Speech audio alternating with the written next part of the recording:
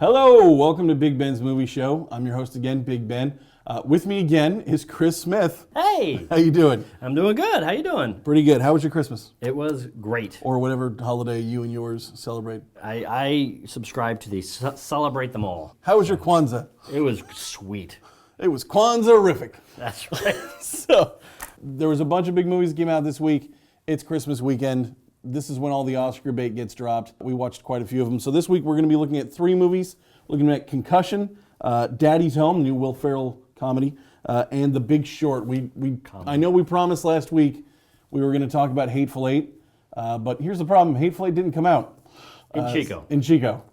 It came out on the internet, but it didn't come out in Chico, so we didn't see it. You're awful. Because we're not on the internet. That's right, because we're good people. We're good people. That believe in paying artists what they're worth for working. Especially people like Quentin Tarantino. Come on, man! Quentin Tarantino. But you'll hear my thoughts on that next week. We'll go ahead and talk about that. Let's go ahead and start with Concussion. Let's go ahead and take a look at the trailer. When I was a boy, heaven was here, and America was here. You could be anything, you could do anything. I never wanted anything as much as I wanted to be an American. Hearts here in Pittsburgh are broken over the loss of Hall of Famer Mike Webster, who had in recent years suffered from mental illness and slipped into financial ruin. Why does an apparently healthy, favorite son of this city die in disgrace at 50? I can tell something is wrong. In 25 years, I've never requested a test like this. What are you looking for? My God. I am the wrong person to have discovered this. If you don't speak for them, who will? Repetitive head trauma chokes the brain. It turns you into someone else. Tape, needles, Vicodin, Toradol, whatever it takes to keep them in the game. It's business. Get me a meeting with the commissioner. They don't want to talk to you. The NFL has known about the concussion issue for years. They're terrified of you. You're going to war with a corporation that owns a day of the week. This is bigger than they are. They have to listen to us now. Where is this science coming from? From nowhere. If you continue to deny my work, your men continue to die. They want you to say you made it all up. They're accusing you of fraud. Drop it, or they'll be doing your autopsy, Mr. Amalu. Dr. Omalu. You have no idea how bad this could get. I have to keep going. These men are not machines. We must honor our warriors. Do you understand the impact of what you are doing? Tell the truth. Tell the truth. I think you're going to be an American hero. But I'm not even an American. That's even better. All right, so that was Concussion. This is a big movie. This is all about the investigation that started into the concussions that happened in the NFL, which is why they now have concussion protocols. When a player is given a concussion now, they have to meet a set of criteria before they're allowed to come back into the game, sometimes being out of the game for 3 to 4 weeks before they can come back. Chris, what did you think of the movie? I really liked it. Yeah. It's the kind of movie that they don't make a whole lot anymore, which is kind of good guy, nice, decent, moral guy going up against the system. This is a kind of almost Mr. Smith Goes to Washington, almost kind of Frank Capra kind of thing. I could see 20 years ago it might have starred Tom Hanks. 20 years before, or 40 years before that, it would have been Jimmy Stewart. I thought Will Smith was great as a doctor who was really smart. immigrates to the United States from Africa, is really smart, but is not exactly in the American culture, so he's able to look at things from an interesting remove. He's very admiring of America, and it's in a weird way sweetly endearing, because he kind of doesn't understand why people just aren't doing the right thing. Yeah. And watching him deal with the best and worst aspects of America, I thought was really inspiring, really fun, really good. Really great. And for him, really, I mean, this is a return to form. We haven't seen him this good, I want to say, since Ali. Yeah. Like, that's the last time I've seen him in a movie where I was like, wow, he really, like, at certain points, he disappears a little bit into this. Yeah.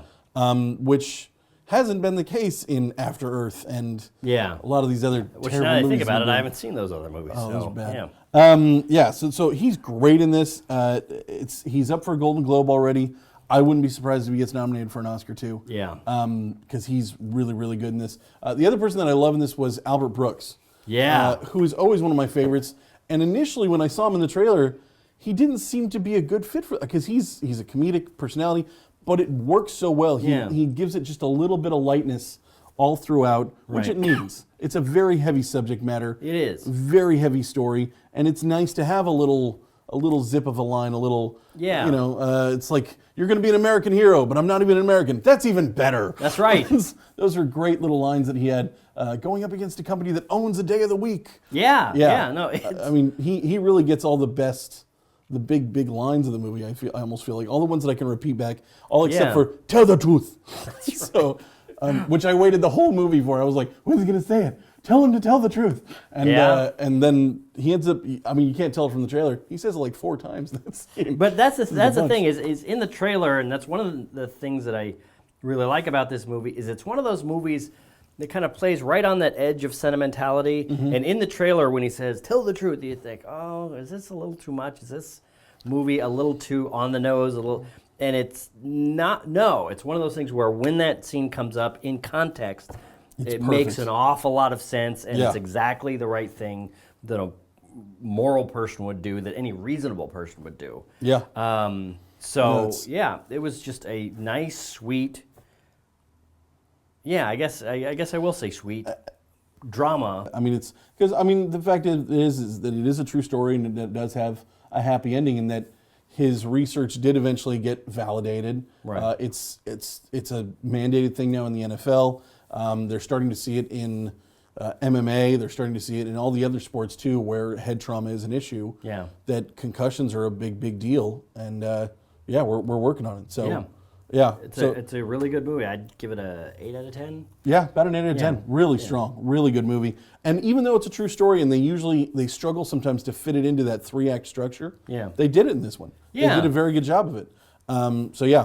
Great movie. Definitely go see Concussion if you get a chance. Even if you don't get a chance, just make the time. Make it happen. It's important.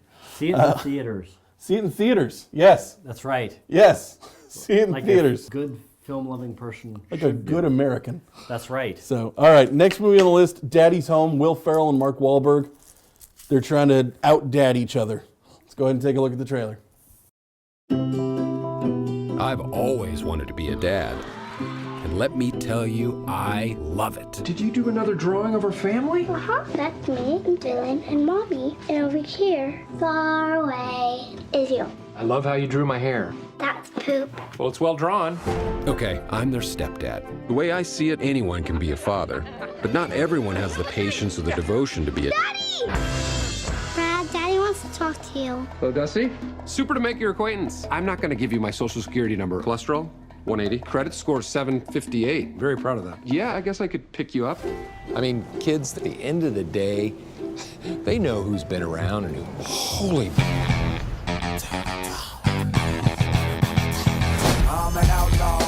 No hay duda que ese hombre es mejor que tú en todo. Well, you're kind to say that. Thank you. The king received word that his dominion was being ruled over by some curly-headed step-king with good credit. Oh, no. Sounds like your dad's spinning quite a yarn. Oh, actually, it's getting late. Aww. Good night, my little magical cherubs. Eskimo kisses. Who wants good night tickles? Good night back scratches. Oh, hey, who wants $20? Hey! What? Hey, kids. There's someone here now that I hope you guys can learn to love. I thought you were talking about me. Oh, but you're not a dog, Brad. Why is he looking at me like that? we got going on over here, man? It's a treehouse. We've only been at it for about 2 months. Dad finished the treehouse for you! Hey, B-Man! I hope it's up to code. Oh, no, watch out, B-Brother!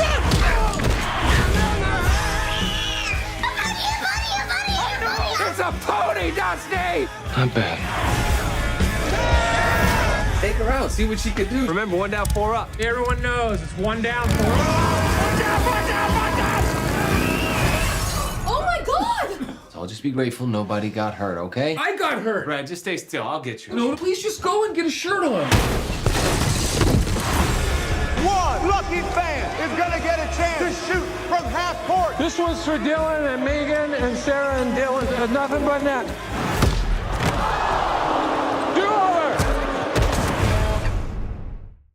So that's Daddy's That's Home. Daddy's I Home. keep wanting to call it Big Daddy, but that's Big Daddy. That's the Martin Lawrence movie. That's a different That's movie. a different movie With that I different have not seen. So this movie was very funny.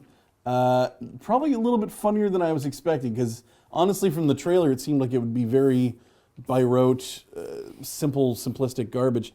And it was. Yeah, and it was. But it was also, I mean, it was funny. It hit its marks. I think the one thing that we both agreed on when we talked about it earlier was that it does a funny thing, and then it just keeps doing that thing until it's not funny anymore. Yeah, I thought it was all right. There were moments that I liked. A lot of them were in the preview. Yeah. I didn't really like this movie all that much. I give it a 5, 4, or 5, maybe 5.5. See, I'm at a 6, I think. Yeah, it just doesn't. It just hits that same note so many times. Yeah. And in a kind of non-fun way that, you know, if you've seen the preview, which you just did, it's cool guy, Mark Wahlberg, is coming back because his ex-wife is now married, bumbling, straight arrow, fuddy-duddy, Will Ferrell. And it's just, you would expect, and they played around with it a couple times, where the dynamic is Mark Wahlberg is the cool guy, and as much as Will Ferrell tries to compete with him or tries to keep up or tries to show why he's a good father, he's consistently cooler in every single moment. Yeah. And it's just one failure after another for Will Ferrell. Even though, like, Mark Wahlberg builds the kid a half pipe and starts skateboarding on it, and then Will Ferrell goes into the closet, gets out a skateboard, and says, and here I go. And it's like, oh, he used to be a badass skateboarder. Yeah. This is going to be amazing. And he jumps off the top of the roof, and you're like, all right. And he nails the landing. Yeah. And he's going, and then he gets shocked by a pole, and he's dead. Yeah, So exactly. It threatens to kind of be this cool point counterpoint. Yeah. That is kind of interesting and surprising and would have been just as funny. And to be honest, you probably could have taken, you know, the 20 showcase jokes that they had in this movie, put them in a movie like that. You know, it actually would have been interesting and had some meat on its bones. Exactly.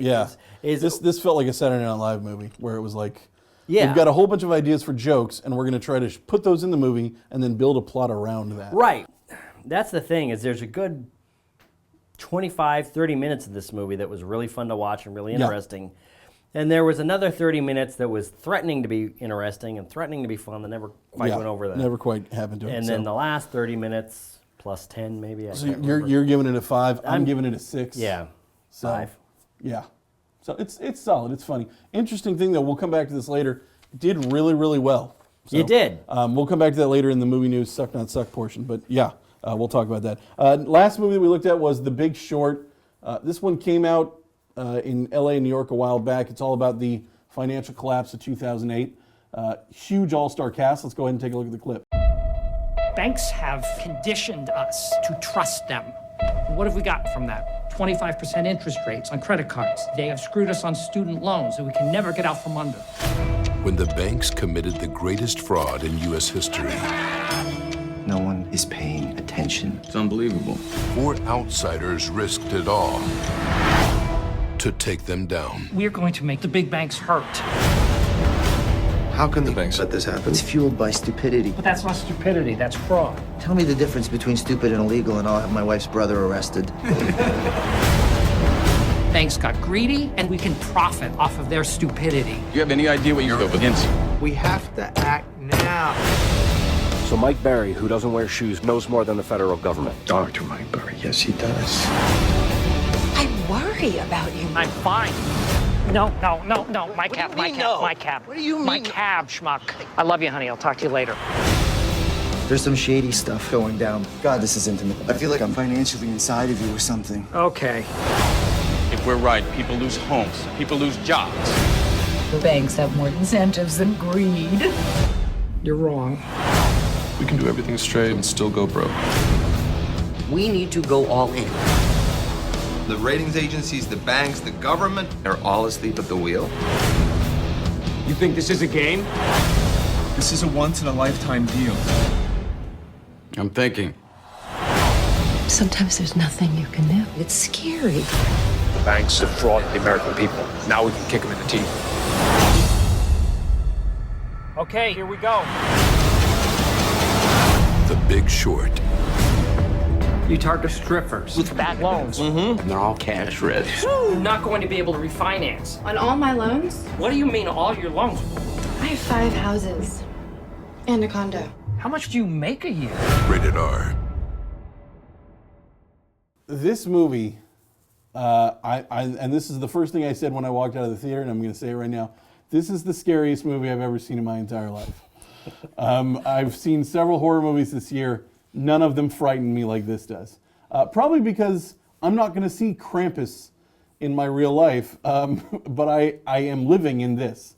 And at the end of it, they drop the scariest line of all. We'll talk about that in a second. Chris, what did you think of this movie? I thought this was fantastic. Yeah. And in a not a strange way, this is the kind of movie I wish Hollywood would make more of, and it's where a kind of a comedy director, a broad, popular comedy director. The guy who did Anchorman. Adam McKay. Adam McKay, He does, former head writer of SNL. Right. Yeah. He takes on this drama, and instead of deciding, you know what, I need to be a big boy, movie director and be serious and whatever, he takes the things he's learned from SNL, the things he's learned from comedy about communicating with an audience and making things interesting and putting a different spin on them, and he puts them in this movie and makes the most interesting, the most compelling, the most clear and understandable, while not being patronizing movie about the financial collapse that I think has come out. I've seen Margin Call, I've seen a lot of these movies that purport to explain the 2008 problem. This one does it in a way that, Yeah. Because here's the thing, like, if you'd asked me before I saw this, what happened in 2008, I could give you a little bit of what they talk about. Yeah. I'm talking about bad loans for subprime mortgages and things like that. Yeah. I would bring that up. Yeah. I wouldn't tell you that the entire financial system from top to bottom is littered with fraud. Yeah. And is in no way fixing itself and is in no way policing itself. And there is nothing, like, there's nobody even trying to fix it. Just crazy. Yeah. The thing that I love about this movie is, a lot of these things, this is a pretty heady, difficult to understand subject. Yeah. But instead of trying to hide it and sugarcoat it, they go head on. Yeah. And they say, this is all the stuff that's going on. They'll actually have characters talk to the camera. I love that. Yeah, at certain points they completely broke the fourth wall and said, and to explain what subprime mortgages are, here's Margot Robbie in a bathtub. Exactly. And So, she explains it in a great way, and then they go right back into the story. Right back into the story. And Anthony Bourdain to explain CDOs that are... Right. What that gives them is the ability to talk frankly to the audience. And, they kind of start throwing all these terms out, and at a certain point, Ryan Gosling's character says, now at this point you might not understand what's going on, and that's intentional. Yeah. And then they'll explain why banks kind of intentionally make things more complex and give things crazy names to give them this air of complexity, when in reality it's not that complex. They're just doing some... Not that complex at all. Not so great stuff. They're just ripping people off, and that's basically what this movie kind of told us. The other thing that kind of made me interesting in this is the concept of the CDOs. I had never heard of this before, but basically Anthony Bourdain explains it, and he uses the method of fish, talking about a good fish is a fish I serve tonight, but a fish that's 3 days old I should throw away, but instead of throwing it away, I bundle it with a whole bunch of other old fish. Right. and then I sell that as a new and interesting thing when really it's just old crappy fish. Right. Yeah, no, that knowing that was a thing Yeah.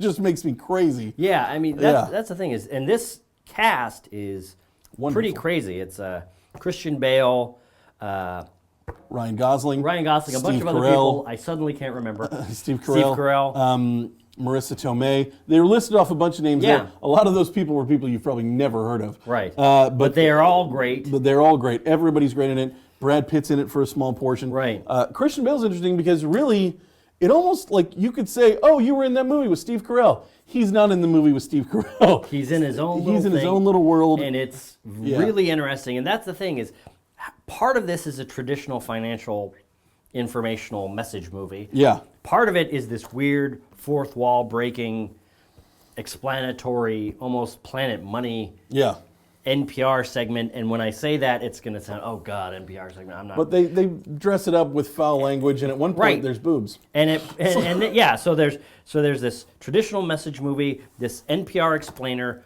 these Saturday Night Live Comedy bits. Yeah. comedy bits, and it all goes together to just be a really smart, satisfying, interesting movie that is one of the better films I've seen this year. One of the best films of the year, yeah. And then I'll go ahead and tell you right now, the scariest thing about this movie is that at the end of it, when they explain that nobody went to jail, nobody got in trouble, everything's basically just moving along like it was, is that they're doing it again. The financial institutions that almost ruined the world have not learned from their mistakes, and as of this year have remade the product that was the poison pill, the CDO. They've remade the product and called it something new, which I believe was bespoke tranche something investment. Yeah. And you hear that and you're just, I mean, it just blows you away that it's like, wait, so this thing almost destroyed the entire world's economy. We all know that it did. And instead of saying, wow, we should never do that again, someone's like, let's just do it again. Yep. And I think part of the reason for that is why not? There was no consequences the first time. Pretty much. Well, that's the thing. And I we think bailed they said them out. They all gave each other bonuses. Right. They said that at one point, which is, it's not that the banks accidentally did this. It's they knew they were going to get bailed out. So in order to push their profits to that nth degree, they put the pedal to the metal and get ready for it in 2021. Sad stuff.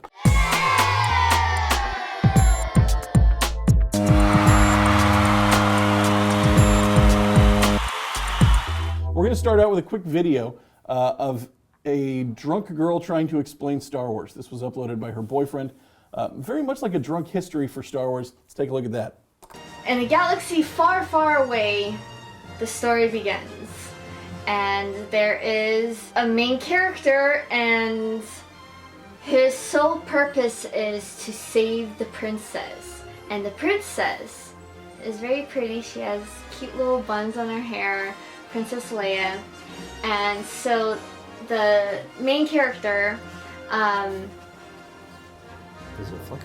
Lucas is the main character, depicted by the other, what's the guy's name, from The Fugitive, something Gere. So Lucas, Richard Gere, yes. So that's the video of her trying to explain Star Wars while being drunk. As it is Suck Not Suck, we have to ask, does that suck? It doesn't suck. No, it doesn't Which suck. is not a great endorsement. But no, it's just a terrible endorsement of Star Wars. And really, it's just a funny thing, I'm sure. I'm sure there's a lot of ladies out there who could do this without being drunk. That's right. We just kind of ramble on about Star Wars. I just thought that was a funny video. Go online, you can watch the rest of that. She goes on for about 6 minutes, folks. So yeah, there's a lot of that. All right, moving on to the next one. As I mentioned before, Daddy's Home did so well. It did $43 million this weekend. And the big news with that is they're greenlighting a sequel. You know, as somebody that loved Will Ferrell and Mark Wahlberg and the other guys, I'm excited about that. If I loved this movie more, I'd be really happy. So now we know though that in the next one, obviously we'd be getting more John Cena probably. Hopefully. We'll see. Hopefully. We'll see what they do. I don't know what they're going to do. You know, I'm kind of hoping that they've kind of gotten all the obvious stuff out of their system and they're going to be forced to go in a different way, but we'll see. Same old, same old. Keep it plugging. No. So, all right. So Daddy's Home 2, suck not suck. Probably suck. Probably suck. As much as I want to. All right. As much as I love those guys doing comedy, probably suck. Okay, next one we're looking at is Assassin's Creed. This one should be coming out next year. Michael Fassbender bought the movie rights to the video game series. It's a hugely popular video game franchise. I own several of them myself. This is a quick shot. This is one of the first stills they've released from the movie. Just based off that still and what you know of it, you think it's going to suck? Suck. You're thinking it's Prince of Persia again? Or any other video game movie based off a video game you want to mention. Here's my thing. The Assassin's Creed storyline is good. I'm sure it's good. It's not the old school video games. This is a real. I'm sure it's good. Yeah. Even the old school video games. We went through this. Us old school geeks went through this in the 80s and 90s with comic book movies. They didn't do the comic book. Exactly. That's the thing. It's comic books. They had these great storylines, but the people in Hollywood, the producers and directors, and they said, "Oh, we know storytelling. We're going to take this and we're going to treat it like crap, and we're going to put our special mojo on it." Moviegoers didn't really like the result. Comic book fans didn't really like the result because it wasn't what they were doing. Yeah, I actually think this looks good. I mean, he's got the Assassin's Creed emblem on the top. His outfit looks like an emblem, like an outfit you can wear in the game. He looks good. It all looks good. Yeah. What we're looking for is the X-Men of comic book movies. Yes. Where they finally drop the pretense, somebody that really knows what they're doing and wants to honor the original source material. Yeah. Is actually in control of making it, or Batman Begins. I think that we will see that in this one. From what I've heard, Fassbender is marathon playing all the games so that he can better understand it. He's the producer. He's running the whole show. So yeah, I think it's going to be. I'm going to say not suck. I'm going to go with it. We should get a trailer for that sometime in March. All right, next one on the list. Resident Evil: The Final Chapter, which I got to say, I thought we had the final chapter several chapters ago. But this is Resident Evil: The Final Chapter. A crew member has died on the set. Fell off of something high and died. Is that? Ugh. Yeah, so that's rough. Just based on that knowledge and that title, suck not suck. And the last bunch of movies in this series. Yeah, I haven't seen anything past the first one. It sucks. It sucks. It's somebody that remembers when John Landis killed Vic Morrow on the set of the Twilight Zone movie. Yeah. Yeah. And for legal purposes, I can't say technically he killed him, but he killed him. So I would agree. This is going to suck.